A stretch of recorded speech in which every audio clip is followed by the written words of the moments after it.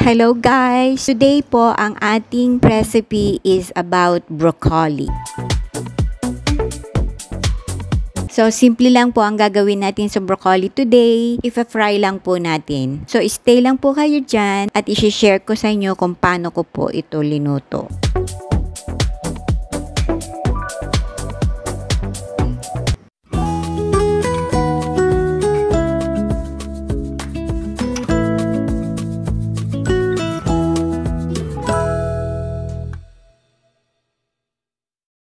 Muli po, nandito ako para magbahagi ng panibagong recipe. Ako nga po pala si Ann Kim and Kat.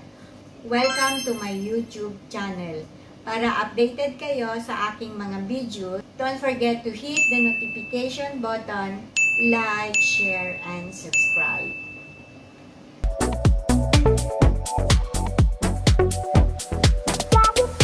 Meron po tayong 1 whole piece broccoli dito.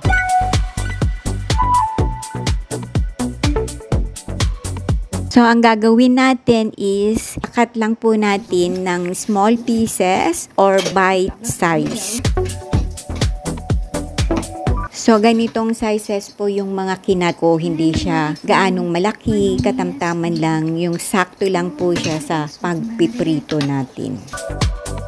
I-ready na po natin, hugasan at i-drain and i-pat dry ng paper towel. Pagkatapos po nating mahugasan, mag-ready tayo ng pot, lagyan ng tubig at pakuluan. I-blanch po kasi natin yung broccoli. Ako nga po pala si Ann Kim and Kat, nakasama nyo sa kusina at handang magbahagi ng panibagong recipe. Kung bago ka lang sa aking channel, huwag pong kalimutang mag-subscribe at pindutin ang notification button for more easy and delicious recipe. Pwede nyo pong igisa. Nasa sa inyo po kung ano yung way ninyo ng pagluluto. But for me, I prefer blanching. Parang quick blanch lang po ang mangyayari. And then, dish out, then set aside. So, ganyan lang po siya.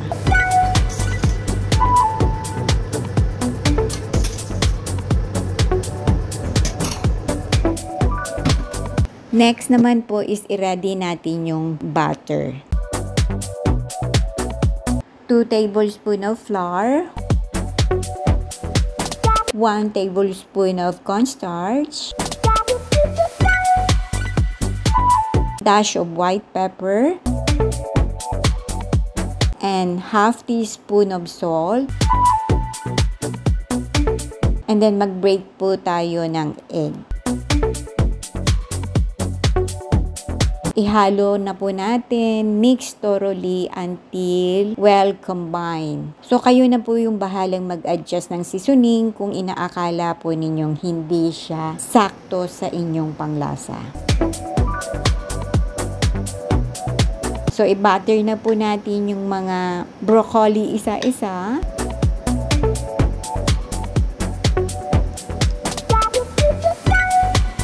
Mag-ready po tayo ng kawali. Lagyan ng oil. Pag mainit na po siya, then pwede na po nating simulang magprito. So, ganyan po siya. Isa-isa po nating ilalagay sa kawali.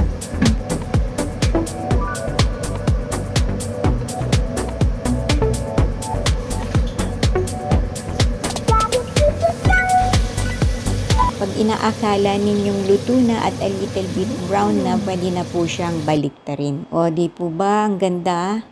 Ang ganda ng pagkaka-coat natin sa broccoli. Itong recipe binahagi ko po today is very simple and easy to follow. Sundan nyo lang po yung procedure sa video at maglalagay din po ako ng caption para mas madali nyong sundan.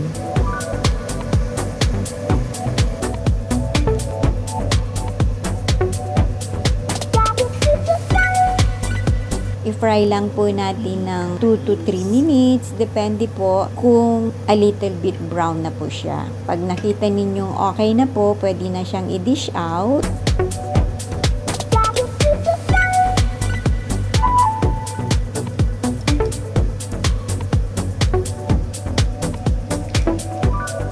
I-drain natin sa paper towel. So, okay na po siya.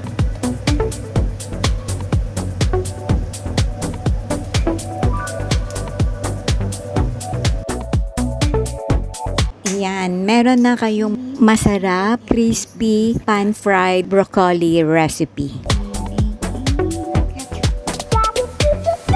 So, the next na gagawin po natin is yung sausawan. So, ang ginawa ko lang po yung basic na sausawan is ketchup and mayonnaise. So, hinalo ko lang po yun and then okay na. Pero nasa sa inyo pa rin po kung anong sauce ang gusto nyong sausawan sa inyong piniritong broccoli. Yan, mix all together until well combined.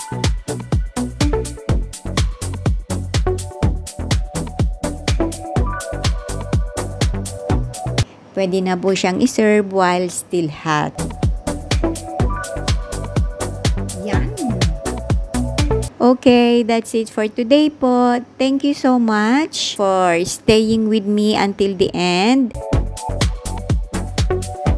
Ako po si Ann Kim and Kat, na patuloy na nagbabahagi ng panibagong recipe. Huwag pong kalimutang pindutin ang notification button for more updated, easy, and delicious recipes.